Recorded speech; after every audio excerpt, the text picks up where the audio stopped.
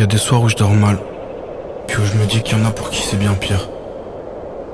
Y a des jours où je me plains, puis où j'imagine que là, tout de suite, y a des enfants qui se cachent pour échapper au boom.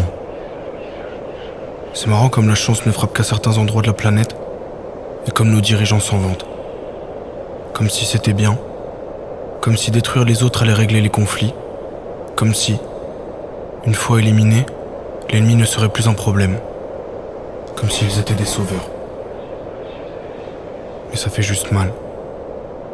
Mal car on est impuissant face à un tel déchaînement de violence. Mal car on voit des têtes séparées de leur corps sur les réseaux et on ne peut qu'entrevoir la douleur des proches. Mal car on pourrait tout changer si seulement on en avait le courage. Mais rien ne changera. On les laissera pour morts et on construira un paradis au-dessus du cimetière. On bâtira des villes, des magasins, des restaurants et on oubliera. On en parlera quelque temps dans les livres et on oubliera. Alors, quand tout sera fini, on dira qu'on avait le pouvoir de changer ça. On dira qu'on en était capable, mais la vérité c'est que la peur d'être dérangé dans notre confort est telle qu'elle annihile les héros et les rend invisibles. Bref, l'enfant sous la bombe, il est seul. Et de toute façon, personne ne l'arrêtera cette bombe. Beaucoup en seront indignés, certains n'en ont même rien à faire, et l'enfant, lui, n'est plus. Donc à défaut de ne rien faire, moi je préfère en parler.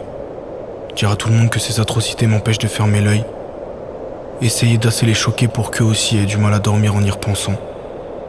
Dire à tout le monde que garder ce voile d'indifférence sur les yeux ne les mènera qu'à quelque chose de bien pire.